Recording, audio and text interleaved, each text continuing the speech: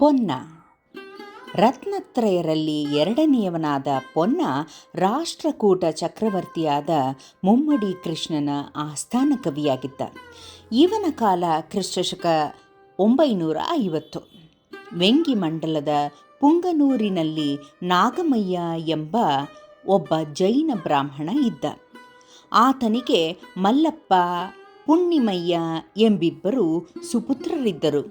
ಅವರು ತಮ್ಮ ಗುರುವಾದ ದಿನಚಂದ್ರದೇವನು ಕಾಲವಾಗಲು ಆತನ ಸದ್ಗತಿಗಾಗಿ ಪೊನ್ನ ಕವಿಯಿಂದ 16ನೆಯ ತೀರ್ಥಂಕರನ ಭವಾವಳಿಗಳನ್ನು ಒಳಗೊಂಡ ಶಾಂತಿ ಪುರಾಣವನ್ನು ಬರೆಯಿಸಿದರು.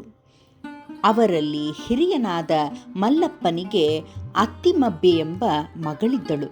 ದಾನಚಿಂತಾಮಣಿ ಎಂದು ಕೀರ್ತಿವೆತ್ತಿದ ಅತ್ತಿಮಬ್ಬೆಯು ಪೊನ್ನನ ಶಾಂತಿ ಪುರಾಣದ ಸಹಸ್ರ ಪ್ರತಿಗಳನ್ನು ಬರೆಯಿಸಿ ಸುವರ್ಣ ಜಿನ ಪ್ರತಿಮೆಗಳೊಡನೆ ಅವನ್ನು ದಾನ ಮಾಡಿದಳು.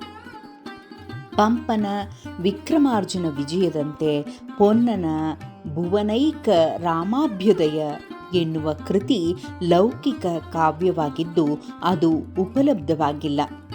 ಚಕ್ರವರ್ತಿ ಮುಮ್ಮಡಿ ಕೃಷ್ಣನು ತನ್ನ ಕವಿತಾ ವಿಲಾಸವನ್ನು ಮೆಚ್ಚಿ ತನಗೆ ಉಭಯ ಕವಿ ಚಕ್ರವರ್ತಿ ಎಂಬ ಬಿರುದನ್ನು ಕೊಟ್ಟನೆಂದು ಕವಿ ಹೇಳಿಕೊಂಡಿದ್ದಾನೆ.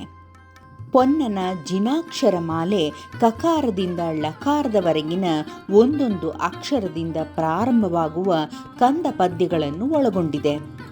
ಈತನು ಗತಪ್ರತ್ಯಾಗತವೆಂಬ ಗ್ರಂಥವೊಂದನ್ನು ಬರೆದಿರುವುದಾಗಿ ಪ್ರತೀತಿ ಇದೆ, ಆದರೆ ಅದು ಉಪಲಬ್ಧವಾಗಿಲ್ಲ.